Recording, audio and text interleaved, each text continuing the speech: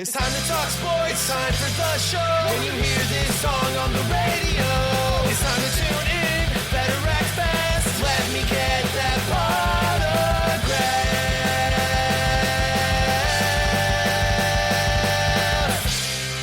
Potograph, Sports Talk Radio.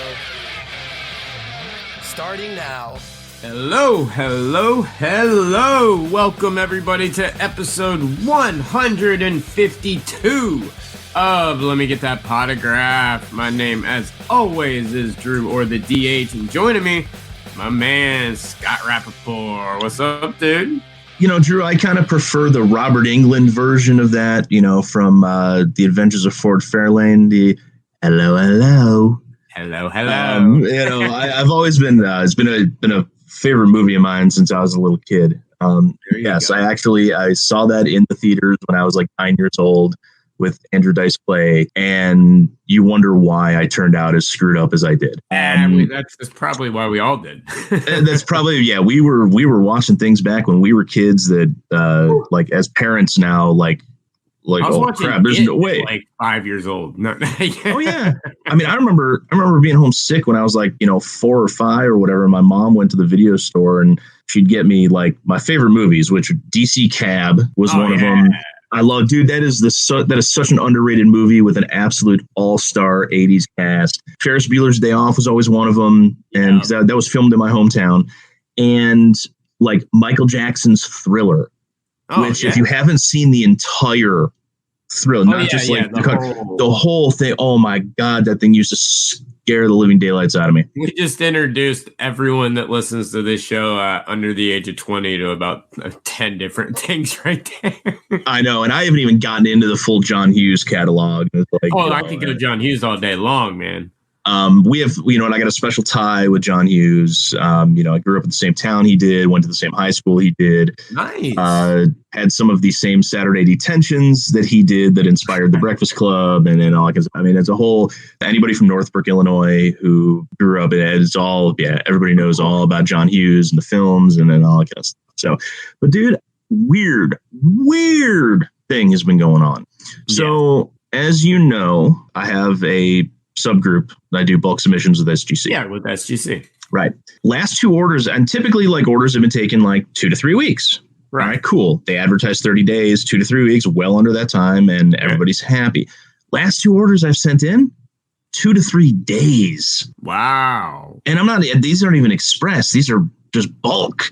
It's like 2 to 3 day turnaround. So I talked to one of the guys that I work with over there, and they are not, I do some other things with them as well. So I know that like their volume is not slowing down where they can do this. It's like everything is being maintained. They've just expanded to the point where right now they're able to get that stuff done in like 2 to 3 days. It's like insane. Well, that's really funny that you said that because at the Mint Collective, that was one of those shows where tons of meetings and everything were happening and everything were going on. A lot of people were rubbing shoulders. Well, the biggest bit of news that I got that I really didn't have any reason to share till now was actually from Peter Steinberg, and it was during when we were casually walking from the casino to the conference room because it's just a long walk. So we kind of had a little meeting there talking and everything. And he turned to me when we were talking about the future, how everything's going, the rate of submissions, just lots of general discussion talk on how the business is going as we're old friends. And he looked at me and he said, just wait till you see what happens with submissions. So hearing him say that, I didn't really know what he meant.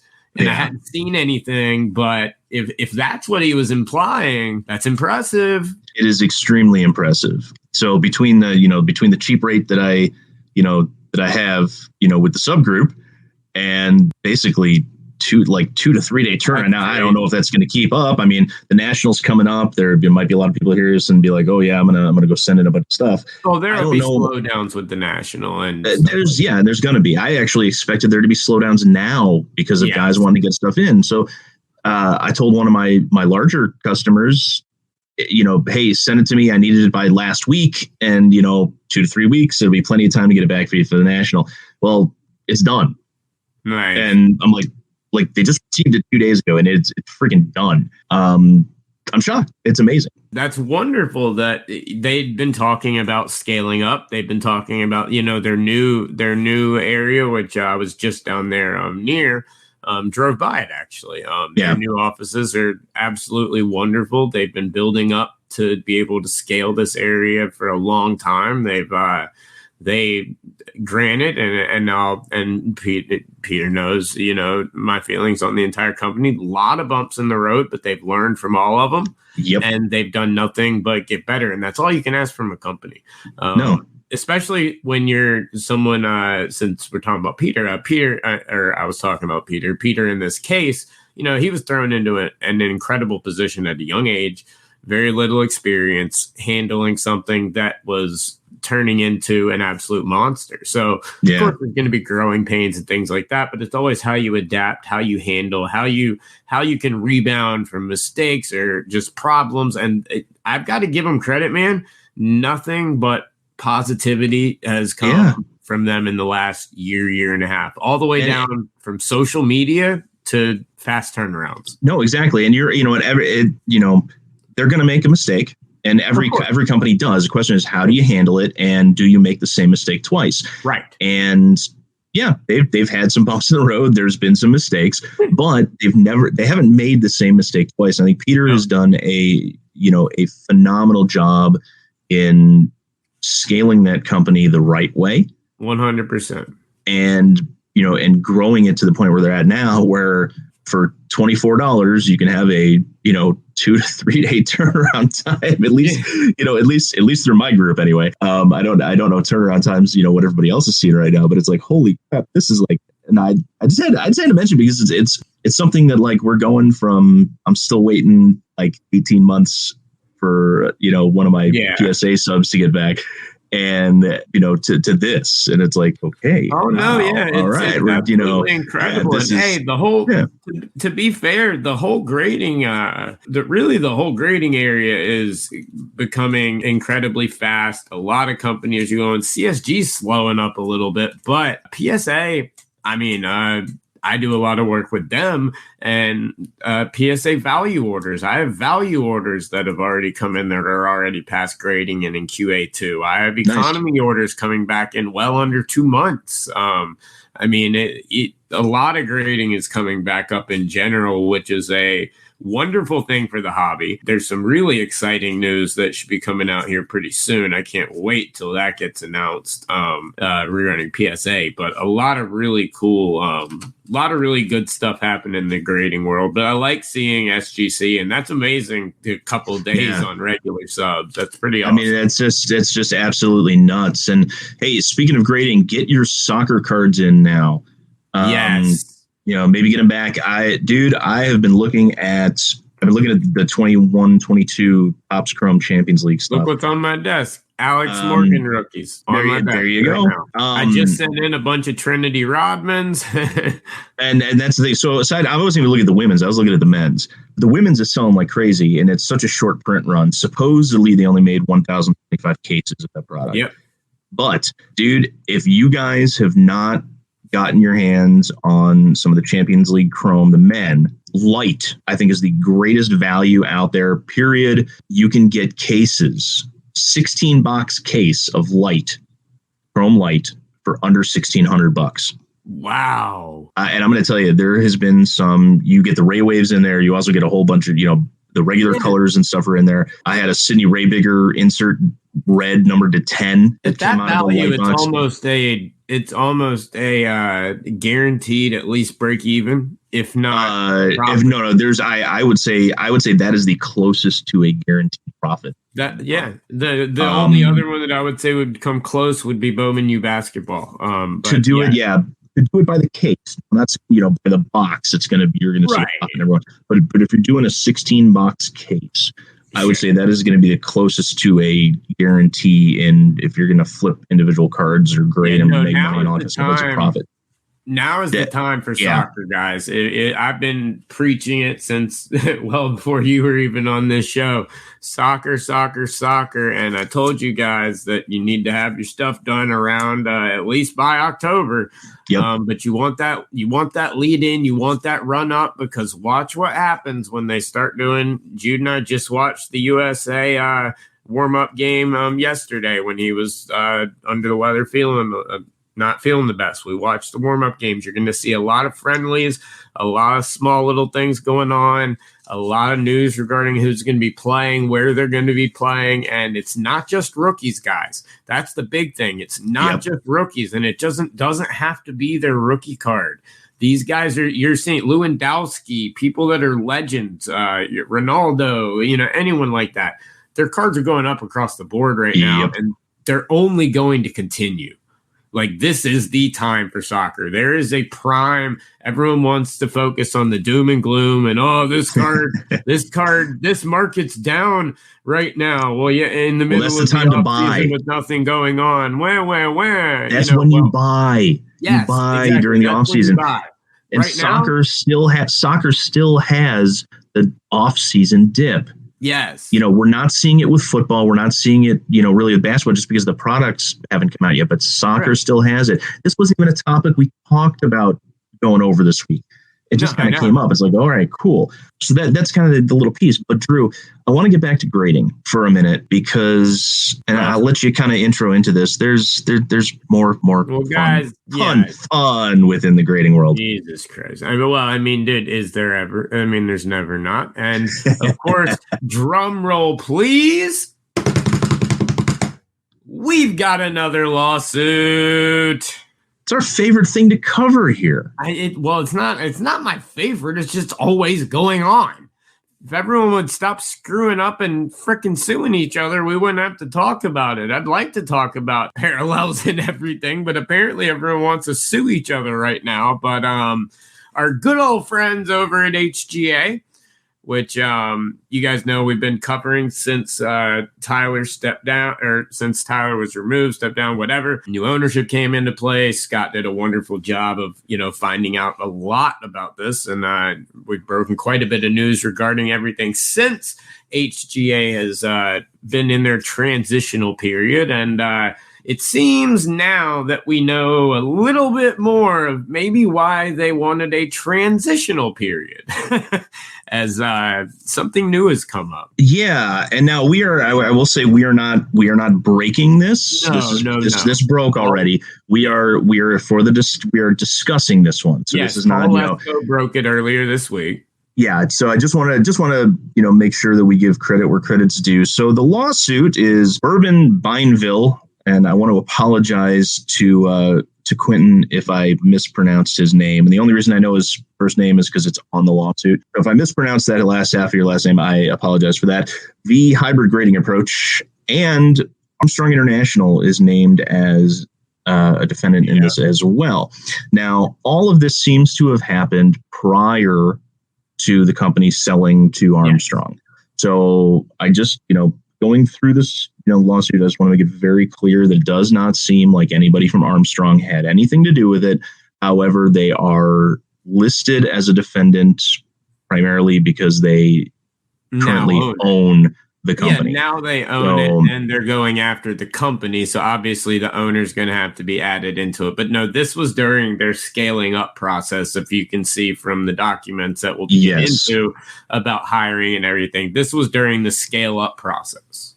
And so I'm not going to go into I'm not going to read every single point, but Quentin, who was the customer service manager and then got promoted to the recruiting director, recruiting manager, he's claiming in the lawsuit. I want to point that out. He's claiming, because we haven't seen any of the evidence, and I'm sure it will get presented at some point, whether it goes to trial or not. But this is what the lawsuit is claiming, that Tyler, the former CEO, former owner of the company, was making disparaging remarks about minorities, people in the LGBT community, and basically instructed Quentin not to hire and then this is just a summary. I'm summarizing this. Yes. What's in the lawsuit? These are not, our accusations or anything like that. Basically, not to hire any black people or anybody, who was gay or, Yep. Part of the LGBT community or anything like that. It basically summed up that they wanted straight white males. Yep, exactly. And then Quentin, doing his job, basically said, yeah, no, I'm not going to do that. And then Tyler, according to the lawsuit, complained that, he was hiring too many black people and too many people that identify as LGBTQ, RSTU, VWX, whatever the rest of the alphabet goes. So they pulled him, according to the lawsuit, they pulled Quentin into the office and gave him, a non-related reason as to why they were firing him. Yeah. And that was, that kind of brings along the basis to the lawsuit. I have no idea what is going to happen. Now, this is not a good look for HGA. No. But at the same time, all of this seems to have taken place prior to Armstrong International purchasing the company. Now, because a new owner has come in since then, it may not have an effect on the company as a whole. Right. It may strictly just affect Tyler. We don't know. No. As of right now, this is a 1,000% developing story. And of course, we'll follow along as it goes. One thing that is going to be entertaining, and I'm so thankful for this, not for his sake, but I'm just thankful for our sake, for content's sake, is Tyler loves social media. So he has already gone on social media and made tons of public comments about this, vehemently denying everything and some other accusations that were levied against him and everything. It's definitely been a whirlwind of a week. Regarding HGA, I don't think we're gonna see a massive impact on HGA going forward because, like you said, Tyler has nothing to do with the company anymore. I don't think the company is Anderson and everything is going to have any type of. I don't think they're going to be the focal point of anything. No, unless there's more to come out that we don't know. No, and they shouldn't. But if I were the guys from Armstrong, I would be absolutely livid. Of course, because you buy this company, you've got good, all these plans for this company, and all of a sudden there's this lawsuit that shows up, and now you're potentially going to be on the hook for all these legal fees.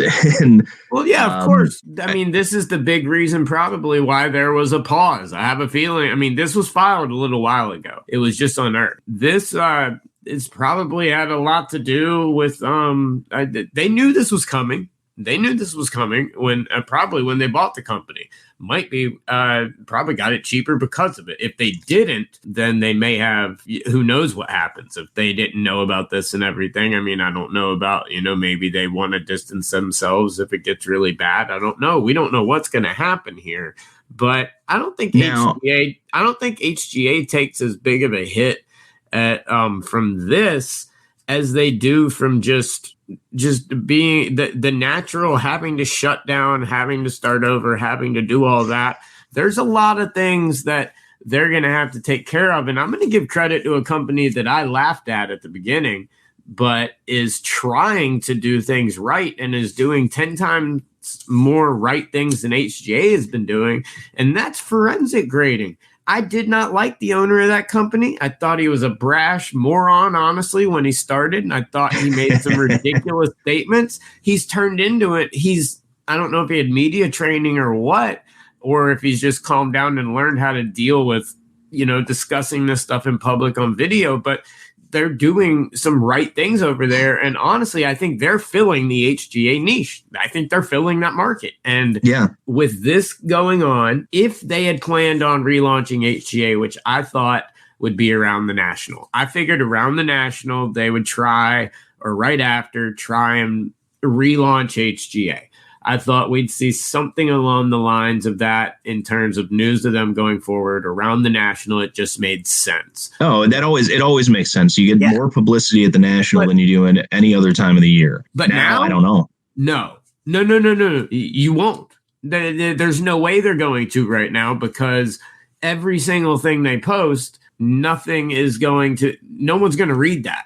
They're going to see HGA. They're going to know what's going on with Tyler. They're going to go right to it. And that's what the focal point of any promotion is going to turn into. And so this is, well, I think somebody from the Armstrong team, through their, whether it's directly from them or whether it's through their attorneys, needs to come out with a statement. Fast. And, but this leads to because we know the timing of this, my biggest question is this why Tyler sold the company? Yep. Well, I we know 1,000% think that this was the tipping point.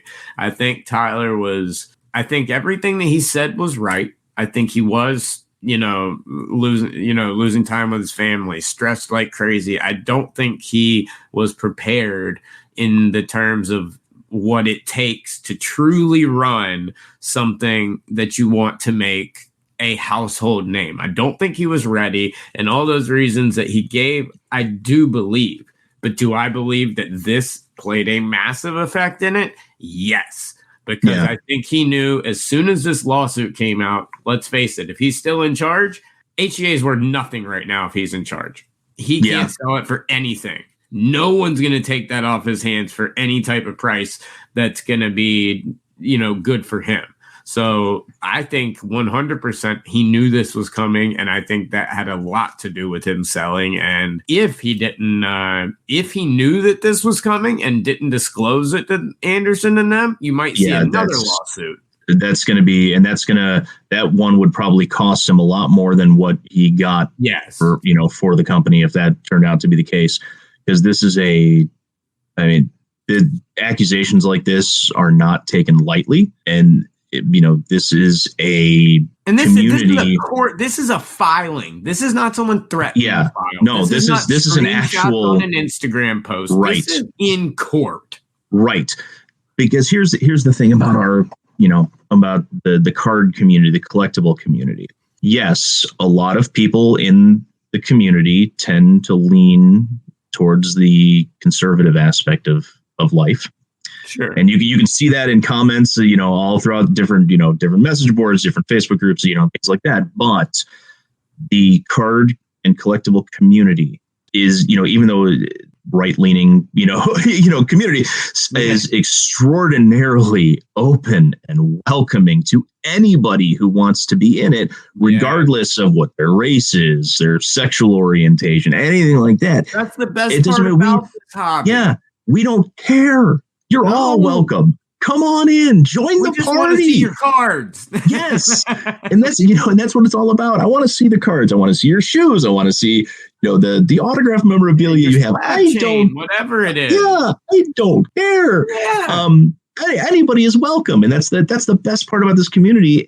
But because of that, you have these accusations that are being thrown out there in a community of people that are some of the most welcoming and friendly, people to everybody that I have ever seen in a community. And it is truly a worldwide community, regardless of, what all of our political beliefs are. We don't care what your beliefs are. Right. We don't get, you're welcome. You're come on in.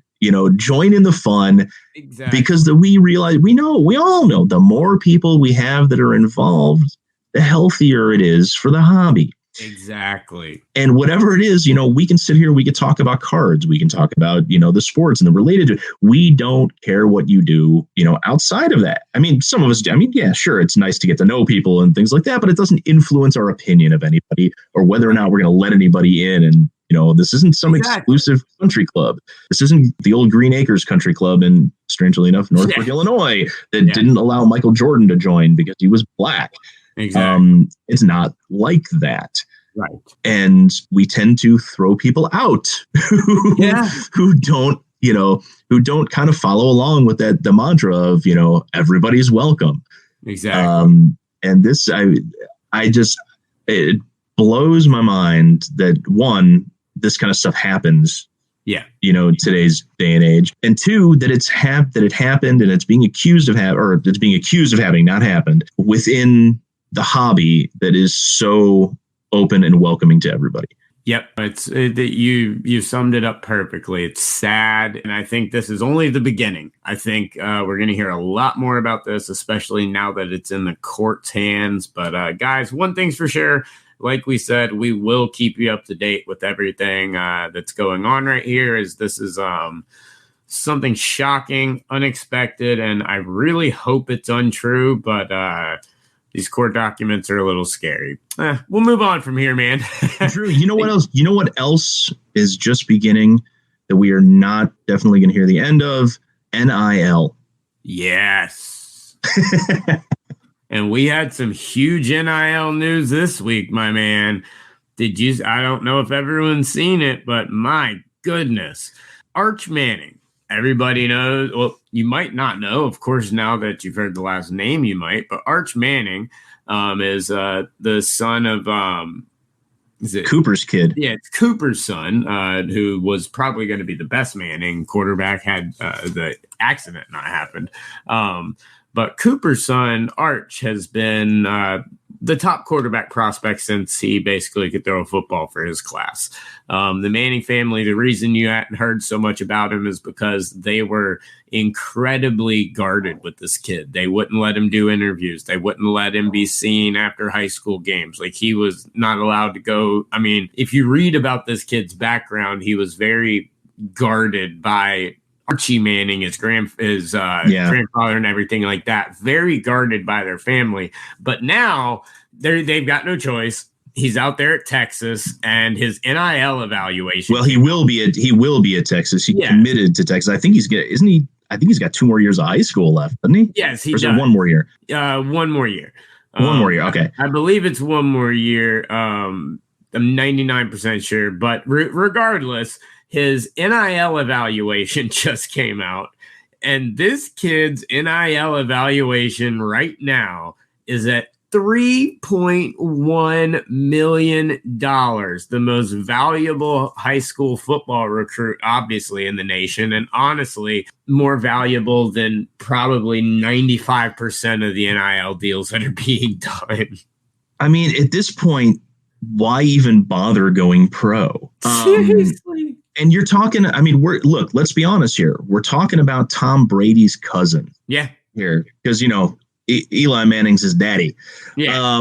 So, we're talking about Tom Brady's cousin. Yeah. Arch Manning. And I mean, if you could, hell, if I could pull in, $3.1 million in an NIL deal, I'll just keep riding that. Now, granted, he's probably looking at a massive payday, once he eventually does go pro, assuming that he turns out like they're anticipating. Because again, how many guys, have had unbelievable college careers and are complete busts in the pros? How many guys are, number one recruits coming out of high school and going into college and turn out to be complete busts? Well, that's why I think the NIL is perfect. At least these guys get compensation for that if they don't pan out, No, exactly. And then, just keep in mind for every Patrick Mahomes that's out there, there's 100 Jamarcus Russells. Oh, yeah. There's a lot more Jimmy Clausens. Yeah. More. So, I mean, I don't know. I mean, the kid definitely needs to sign all the deals he can and take the money while he can, and he'll be set for a while. But I'm curious to see. Look, he's been killing it in high school, but we also got to take into consideration that it's high school. From what I've read, his football IQ is off the charts, which is to absolutely be expected as the grandson of a really mediocre quarterback and the nephew of one of the greatest quarterbacks to play the game, and also the nephew of Tom Brady's daddy. So I'm really curious to see how this kid pans out in college and how he pans out in the pros, because I think he'll eventually wind up being in the NFL someday, and it'll be really cool to see him with the New Orleans Saints, because they're probably going to go through about 3 or 4 quarterbacks before he gets ready and finished with playing in college, and they might be in a position to draft him if they can. Yeah, he could easily end up in the Saints. I think that's the way sports tends to work. That's probably where he ends up somehow, some way, shape, or form. Probably end up there. But this is outside of all the pro stuff, outside of all of that. This is just when you see that type of valuation on somebody, it shows me right here that the NIL is getting bigger and bigger and bigger, but I think that's also going to have a massive effect on the NIL card market. Everything from Bowman U to OTE, whatever it is, whatever you want to call it, whatever products that may come in the future, all of these type of products and all of this stuff, I'm telling you, these college cards, these younger cards, these early year NIL stuff, the market is just starting to be built. And I think 3 to 5 years down the line, I think it's going to be an absolute powerhouse of a market. Now that's so here's my question. So state by state, it's a little bit different with the NIL rules. Certain states allow high school athletes to sign NIL deals. Certain states don't. Yeah. Is he currently in a state that allows high school athletes to sign an NIL deal? And if so, will we start seeing Tops Now, of Arch Manning, or are we going to, Panini Instant, whoever, who he winds up, going with, if that's the case? Because this guy, even though he's not in college yet, does he show up in the next iteration of Bowman U? Yeah. I know. I'm not familiar with. I know he's from New Orleans. I know he's in high school in New Orleans. So I don't know their exact rules on everything. But yeah, so we need to find out the law in Louisiana on whether or not they allow high school athletes to sign those deals. I will almost guarantee you, if they don't, that they'll find a way to have him stay at Peyton's house or one of Peyton's 20 houses for a week, and find a way to have him have a residency in 2 places to get cards out. But I think you see Arch soon. I don't know. That's not they wouldn't work that way. So if that were the case, and let's say Louisiana did not allow high school athletes to sign NIL deals, even if he established residency in a different state in order to sign one of those deals, it would eliminate his ability to play in Louisiana. So he'd actually have to transfer in order to do that. And well, we'll see. But regardless, a 3.1 valuation on a high school. I mean, granted, this isn't any Joe Schmo high school guy. I mean, if anyone has a sports pedigree, quarterback, it's Arch Manning. Yes. But $3.1 million valuation in high school, that first year of the NIL being into existence, just incredible money. And when I saw that, it made me really excited for the future of the NIL stuff, because it's something I'm really excited for. And so I think that this is, in my opinion, I think this is wonderful news for the hobby. I think I would agree. And, in general, this is like, we think things are expensive now. I can't wait to see what happens when, the first product that that Arch is in comes out, because that is going to be absolutely insane. 100%. Absolutely. But excited for the future on this one. Can't wait to see who the next big athlete is that winds up, get evaluation. I want to see somebody that, would top it. Imagine if NIL were there when Connor McDavid, was coming up through the junior ranks, before he got drafted and things like that. Although it's a little bit different with hockey, because they could have had junior products and things like that. I wonder what a guy like, who was, projected to be exactly what he turned out to be, what that valuation would have been. But speaking of valuation, Drew. Yes. We need to do some valuation on ourselves. So it's time to pay some bills. There you go. We'll be right back. All right. And we're back. Woo! And this week, we normally do movers and shakers at this point, but we have decided that we are going to be talking about an entire team, because they're all moving and shaking so much that they damaged the greatest trophy in all of sports. We're talking about Colorado Avalanche. Woo! Just won the Stanley Cup the other day. Really excited about them personally because I wanted to see Tampa Bay lose. I am not personally, son. Shoot. I've been an Avalanche fan since I've been 11, 20. No, well, that's you. That's you. That's not me. Now, I hate, and this is my hypocritical moment right here. I hate seeing dynasties unless it's one of my teams. Of course. In which case it's okay. Yeah. But I just wanted to see Tampa just get blown out. I was hoping that Colorado would be able to win it at home in Game 5. Me Obviously too. Didn't happen, but I am really excited about this one because there are guys on this team, two number 1 draft picks, in a row. McKinnon, Landeskog. Yeah, Landeskog, but then you've got Cale Makar as well. Right, you got Makar.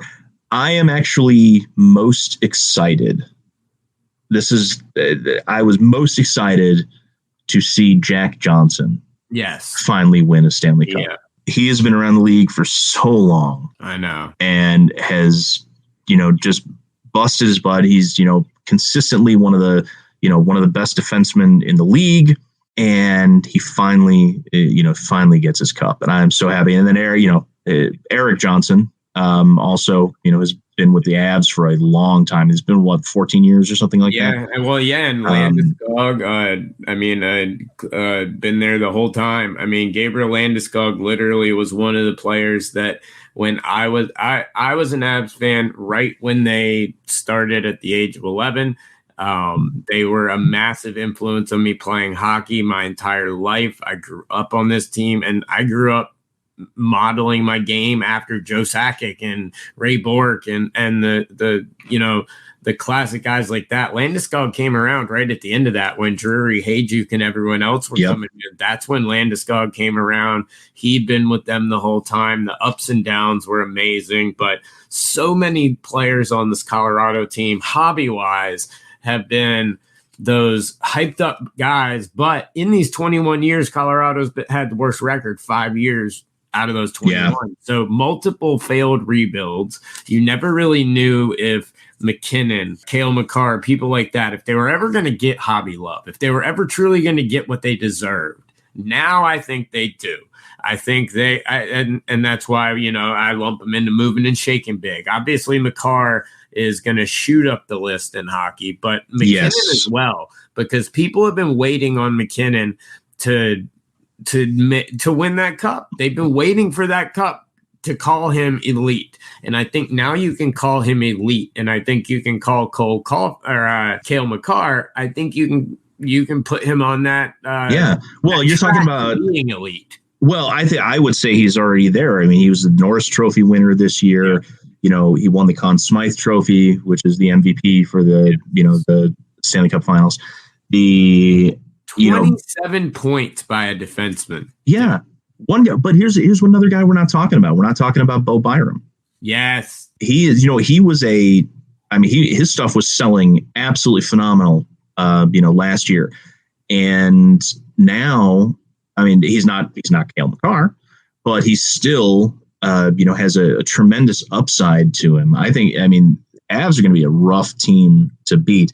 You want to talk about dynasties? This is a team that can repeat. This is a rebuild that they did through their own drafting, couple of little trades here and there, but a lot of this is homegrown drafted talent. Yep. Do not think this is a one and done. No, and the thing I'm most angry about with this whole thing is that my boy Brandon Saad left the Avs and wound up at. It hurt that he went to St. Louis, but I would have loved to have seen him get a third ring. There were only 2 guys on that team that had won 4 this year, which is I think the smallest number that we've seen in a long time. Usually you have at least 3, 4, 5 guys that won it with different teams and things like that, and it just kind of it blew me away that there were only 2. No, absolutely. That's it. It actually surprised me as well. I thought there would have been a little bit more. I did think it was amazing. Thank you, Joe Sakic, for finally bringing us back to relevancy. I love you, brother. It was great to see you on the ice as well. But can we just admit right now, totally non-hobby related, there's no celebration like the Stanley Cup. No, it is no. Even if you're not a hockey fan, I urge you to go to any Stanley Cup celebration from any of the past 20, 30 years. Watch that celebration and tell me if it's not the greatest celebration in sports. Football. Oh, no, there is no. Basketball doesn't touch it. Cutting down the nets doesn't touch it. Nothing. It starts with jumping off the bench and you mob your goalie, and then it progresses to the handshake line, which has been a tradition, in the NHL forever. And, it really shows the respect. Yes. In a lot of the other leagues, you see guys shake hands, things like that, but you don't see the line where everybody, from guys that didn't even dress for the game to the coaches, to all the players and, stuff like that, they line up, they talk. It's like freaking Little League. But they do it on the on that professional level. They bring the families out. Everyone gets that run with the cup, and then you get the team pictures. Like, it's just the beauty, the pageantry of it. It's amazing. Everybody gets to lift the cup, even the players, the coaches, the trainers. The guys they clear. The locker room attendant gets to come out and stand on the ice and raise the cup above his head. One of my favorite moments from the celebration was, Bill Daly was out there because Stan Bowman got COVID, and the Conn Smythe Trophy was up there, and he was getting ready, talking about the stats and getting ready to give it to Makar, and Makar starts skating up, and he's like halfway there, and I'm like, okay, you're jumping the gun a little bit. I would have loved to have seen Bill Daly just to screw with him, be like, Eric Johnson, and then be like, no, just kidding, it's Cale Makar. Yeah. Only because Makar was like halfway there. He's like, it's mine. It's that beautiful introduction of all the points. Oh, yeah. It's the first defenseman, and it couldn't have been anybody else. No, but it's like one of those things. And but the one guy, I feel bad for a guy, I really do, and I feel bad for Cory Perry, who was playing with the Lightning this year. He has made it to the Stanley Cup Finals the last 3 years in a row with 3 different teams. Yeah, he's only the second player to ever do that, and he is now 0-3. Yep. The other player to do that was Marian Hossa, who he was with the Red Wings, and they lost to the Penguins, or might have been his Penguins lost to one of the other way around. Then he went to the other team, and they played same 2 teams played, but he was on the losing side again, and he finally won it the 3rd year with the Blackhawks. So that's why I'm feeling bad for Cory Perry, but props to the Avs for pulling it off. What was that? Props to who? Props to the Avs. That's right, baby. Stanley Cup champion. Hey man, I was very open about the fact I was rooting for them this year. Oh, I know. I got to get it out, man. 21 years, man. Hey, I'm a Panther fan in football, so I'm not celebrating anytime soon. Speaking of football. Yes. You know who owns the Avs? Do it? Yes. Ben Kroenke. Yeah. Second championship for him this year. Yep. Yeah. I mean, apparently everything they touch is turned into gold. And he owns a bunch more teams. You can slide and drop and dent, but hey. Oh yeah. They fix those. But Kroenke owns a bunch more teams, too. I'm curious to see if any of those other ones are going to wind up winning. That would be a cool accomplishment if every one of the teams that you own in all the different sports ends up winning a championship in the same year. That would be fun. So we'll have to keep an eye on that. Yes, absolutely. Tons of movers and shakers on the Avs this year. Cale Makar, of course, being one of the biggest, but McKinnon's going to have a lot to do as well. But that's going to wrap up movers and shakers for this week. And Scott, before we wrap everything up for today, there's one thing that I did want to touch on, and I sent this to you earlier this week. It was quite interesting to me when I saw it, but for those that are unaware, there's a new movie out called Hustle. It's a basketball themed movie, but it stars Juan Hernangomez. Now, a lot of you that collect basketball remember Juan Hernangomez as the guy you got mad at pulling whenever you spend a lot of money to buy lots of basketball cards. That is where you probably know him from. He's probably still stuffed in your commons box, or you got rid of him for $1. But if you did, well, you might have made a mistake, because apparently all you need to do is hop into a movie these days and you can get some hobby love as Juan Hernangomez, one of his National Treasures cards, one of the actual true RPAs, sold for $272, which doesn't say, it doesn't sound like a ton. It's up. No, especially when you got, first year unproven rookie RPAs going for like 10K plus. But this is a 172% increase. And you're looking at cards right here. It sold for $100 on May 15th. And on June 21st, it sold for $272. So hustle, and it was raw. So his stuff is absolutely skyrocketing right now. Yeah, all of his stuff is going up. His Prism stuff going up. Everything, and he's getting a lot of hype right now. And I think what we're discovering is, if you can't get off the bench, get into a movie. Yes. And, and your card values will increase. I always wanted to chase one of these down, an Alex Karras rookie card. There you go. Out there, because he's one of those guys that jumped into a movie, and this was before the hobby exploded and all that kind of stuff. Are there Terry Crews rookies out there? Right. But who's the next athlete that's going to hop into a movie and play and not play themselves, like KG and Gems and everything? Exactly. Or LeBron and Space Jam, Michael Jordan in the original and better Space Jam. Play an actual character. Yeah, I want to see these guys play an actual character. Let's see what their acting skills. Ray Allen. Oh, perfect example. Jesus Shuttlesworth. That was one of those things that if that movie came out today and it was Ray Allen playing, you'd see a massive boost because he showed that he can act. You saw a boost even back in the day in the demand for Ray Allen when that movie came out. You saw more people wanting his cards. You saw more people wearing his jersey. He Got Game really did a lot for his career. Lot. For Ray Allen's career. Now, granted, he became he was an amazing basketball player, but at that time, back then, remember, it was all about Grant Hill. It was all about Jordan. It was all about all those other guys.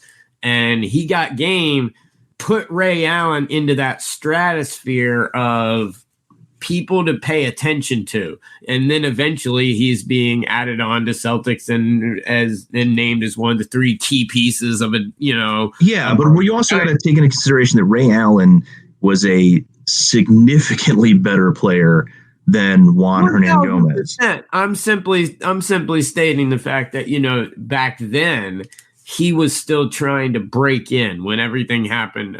When He Got Game, he was still trying to break into the upper echelon of the NBA talent, because it was dominated by every gas station you went into. 25 Grant Hill pop-ups, and he's on Crunch Bars, he's on Sprite, he's on everything in the world. It was hard to break into that area because a couple of people dominated it, and Jesus Shuttlesworth was his way in. Yeah, no, and that's 100%. I don't think it affected his play. Afterwards or anything like that. I think he still would have been as monster of a player as he was. But I think it raised his profile outside of the basketball world. Yeah, and I think it did it with Juan Hernangomez. I'd like to see him do additional roles beyond that to see if he can really act outside of playing a basketball player. Yeah. I'd like to see some other stuff. But hey, even if it's just basketball movies, there's a lot of great basketball movies. There seems to be a lot more coming out. His acting was tremendous. I watched it once. I watched a little bit what I saw.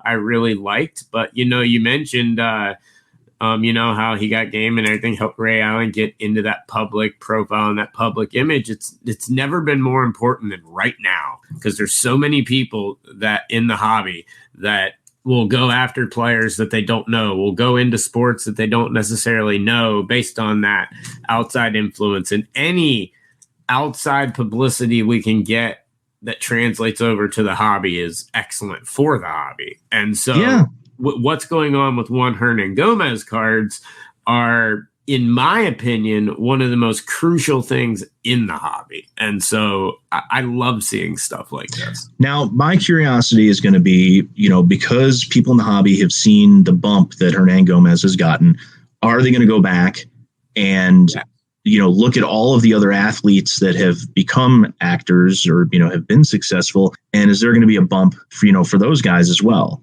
I mentioned 2 earlier. I don't even know if Terry Crews has a rookie card, but he's been a phenomenal actor over the last couple of years. And I still go back to Alex Karras, because the dude punched a horse. Yeah. In one of the greatest movies ever made, after a football career. So, and then obviously then he went on to Webster and all that kind of stuff. But, are people in the hobby going to be like, oh, who else has been in films and done a really good job acting, and where can we find their cards? That would actually be a really cool collection. It's kind of like a side PC for somebody, is, the rookie cards of all the guys who have appeared in movies. Yes. Playing somebody other than themselves. That would actually be a really cool collection. I'd like to see that. If any of you listeners out there currently do a collection like that, because I know there's lots of people with oddball collections like myself out there, let us know. I'd love to see it. But yeah, man, Juan Hernangomez taking the world by storm in Hustle. And if you've got those cards, now's the time to dig them out of that common box and be thankful now that you pulled him. Because originally you were throwing stuff against the wall. But now, might be able to make some of that back at least. No, it's true. Don't get me wrong. If I'm opening an NT and I pull an RPA that is, it's only like a $275 RPA, I'm still going to be pissed. Oh yeah, me too. But it's better than the $100 RPA, right? That it was a couple months ago. So, I'm excited. I love to see it. Same here. And hopefully it also helps bring in some more outside people to the hobby, which, because I do think a lot of basketball fans watch the show and, hey, maybe it brings a couple of them to the hobby. Maybe they look at this guy and say, who is he? Maybe they look, want to get into cards. Who knows? You never know where that entry point's going to be. But when you can get athletes and everything like that, starring in these roles, it can always help translate over to the hobby, and you're seeing that right now. That's true, and he's still on a team, isn't he? Yeah. How much crap is he going to get in the locker room for this role from his fellow players? That's another thing I want to know.